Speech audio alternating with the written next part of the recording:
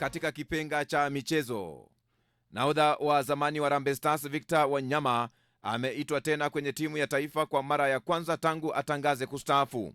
Kiungo huyo wa kati mwenye umri wa miaka 33 aliitwa katika kikosi cha muda wa Harambee Stars kwa mechi mbili za kirafiki za kimataifa za FIFA mwezi Juni.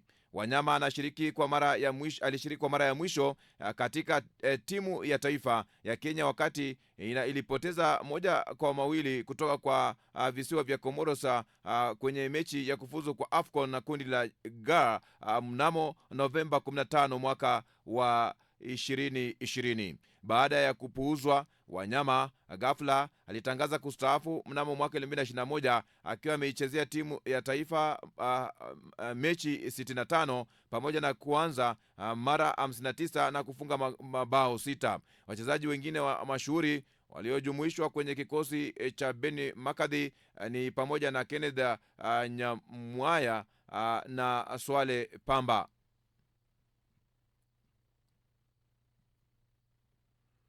Winga hatari wa Barcelona Lamine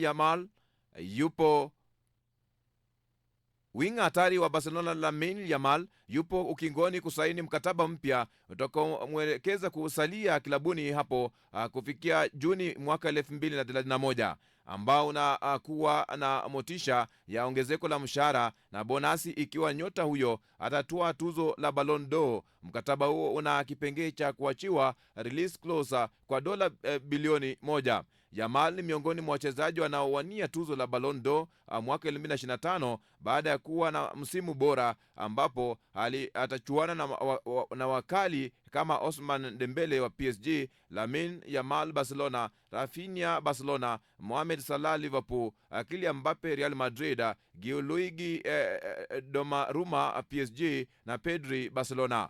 Mapema mwezi huu rais wa klabu hiyo Joan Laporta amesema kinda huyo anahitaji kuchukuliwa na uangalifu mkubwa na klabu hiyo na kueleza kwamba mshahara wa nyota huyo unatakiwa kuendana na kiwango chake na sio umri wake.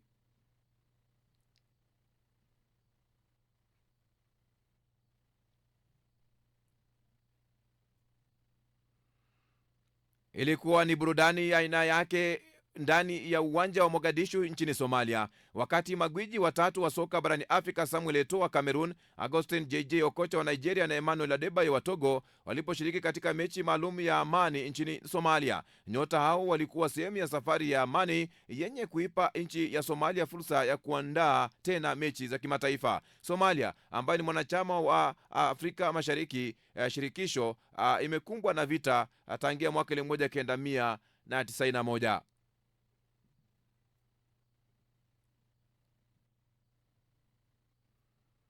Na katika masuala ya uhamisho, klabu ya Saudi Pro League Al Hilal imempa nahodha wa Manchester United Bruno Fernandes miaka 30 ofa ya mkataba na kumwambia kiungo huyo kuwa wa Ureno ana saa 72 kufanya uamuzi.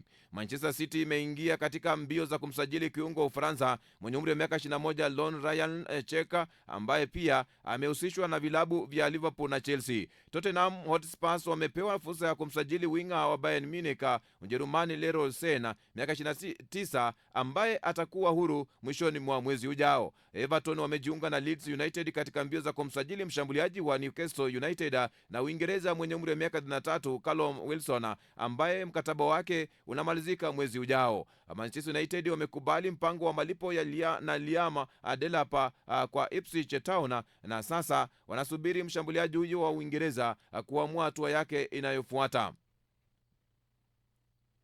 Mshambuliaji wa Ureno Cristiano Ronaldo miaka 40 anatarajiwa kuondoka El Nasri ya Saudi Pro League na kusaini mkataba na klabu mpya na kucheza kombe la dunia, klabu ambayo litaanza Juni 15 nchini Marekani. Aston Villa anaonekana kuwa tayari kumsajili mshambuliaji wa Uholanzi mwenye umri wa miaka 18 Feyenoord ambapo ni Zepi Queno Redmond kwa uhamisho wa uhuru wa msimu huu wa joto. Arsenal wamefanya mazungumzo na wakala wa mshambuliaji wa Sporting Victor Gyökeres huko Lisbon na kutoa ofa ya pauni milioni 58.7 ya kumsajili mchezaji huyo wa kimataifa wa Sweden.